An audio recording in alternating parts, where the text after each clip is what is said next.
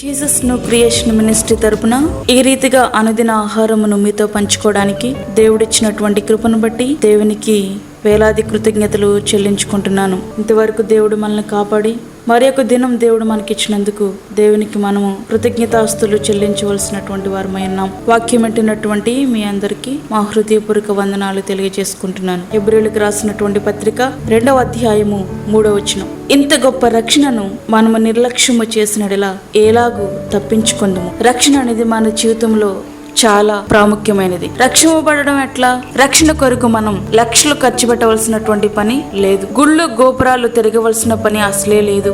జపాలు దీక్షలతో అసలు పనే లేదు. కులము మతము వర్గం వర్గ భేదాలు లేనే లేవు. స్త్రీ అయినా పురుషుడైనా ఏ వయసు వారైనా ఏ దేశస్థులైనా సరే అందరికీ రక్షణ అందుబాటులోనే ఉంటుంది. అందుకే ప్రపంచానికి కేంద్ర బిందువైన ఇశ్రాయేలు దేశంలోనే ఆయన జన్మించారు. ఆయన విదేశీ దేవుడు కానే కాదు. దేవుడు అనేవాడు ఒక్కడై ఉండాలి.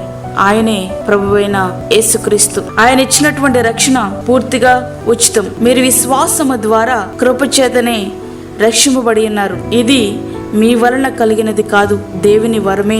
అది క్రియల వలన కలిగినది కాదు గనుక ఎవడును అతిశయపడ వీలు లేదు. ఎఫెసీ 2వ అధ్యాయము 5, 8, 9 వచనాల్లో మనకి కనబడుతుంది. కృప అంటే ఏంటి?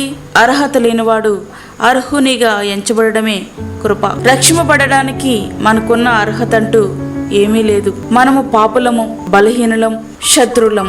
అట్లాంటి మనకు రక్షింపబడడానికి అర్హత ఇచ్చింది ఆయన కృప. మన విశ్వాసమునకు దేవుని కృప తోడైనప్పుడు మనము రక్షింపబడదుము. మన పరిశుద్ధత, నీతి, మనము చేసే మంచి పనులు బట్టి మనము రక్షింపబడిన వారము కాదు. రక్షణ పూర్తిగా దేవుడిచ్చినటువంటి వరమే. రక్షణ మన వలన కలిగినది కాదు.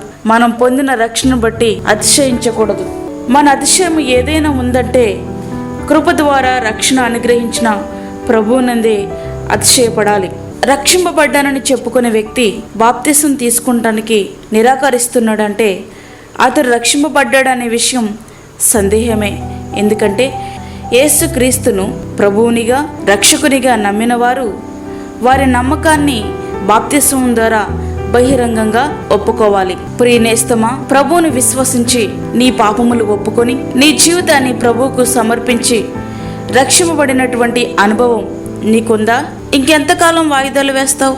నటించిన జీవితానికి గతించిన కాలమే చాలు. నీ ప్రాణం పోకడెప్పుడో ఆయన రాకడెప్పుడో నీకు తెలియదు. వాయిదాలు వేయొద్దు. రక్షణను నిర్లక్ష్యము చేస్తే ఎట్లా తప్పించుకుంటాం? ఇంకను ఆ ప్రియ రక్షకునికి నీ హృదయంలో స్థానం లేకపోతే ఇదిగో ఇప్పుడే మిక్కిలి అనుకూలమైన సమయం. ఇదే రక్షణ దినం.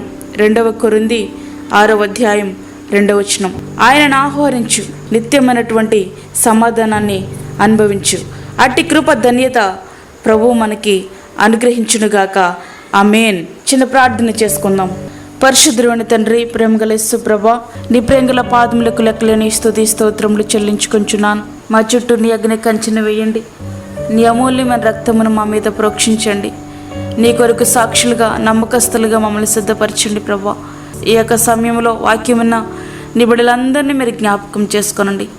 మా జీవితంలో ఇచ్చినటువంటి మరి ఒక దినమును బట్టి నీకు వందనాలు స్తోత్రాలు చెల్లించుకుంటున్నాం. మా దేశాన్ని కాపాడండి, మా రాష్ట్రాన్ని కాపాడండి. మా దేశ నాయకులు నీతి న్యాయములతో పరిపాలించుటకు సహాయం చేయండి.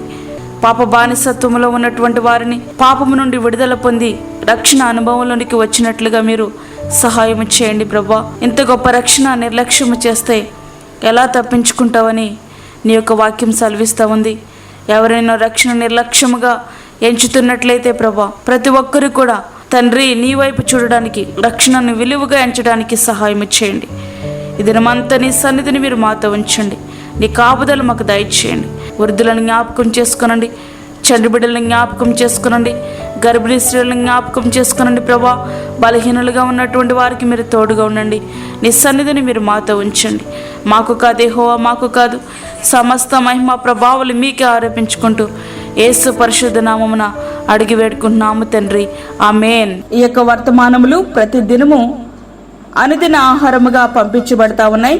ఈ యొక్క వర్తమానములు మీ బంధువులకు, మీ స్నేహితులకు షేర్ చేయండి.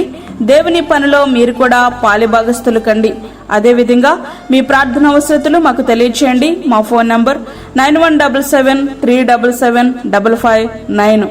దేవుడు మిమ్మును మీ కుటుంబమును దీవించునుగాక. ఆమేన్. దేవుని సేవలో మీ సహోదరి అన్నామణి సాల్మన్. మరిన్ని వీడియోస్ కొరకు మా ఛానల్ని సబ్స్క్రైబ్ చేయండి, షేర్ చేయండి, లైక్ చేయండి. దేవుడు మిమ్మల్ని దీవించునుగాక. ఆమేన్.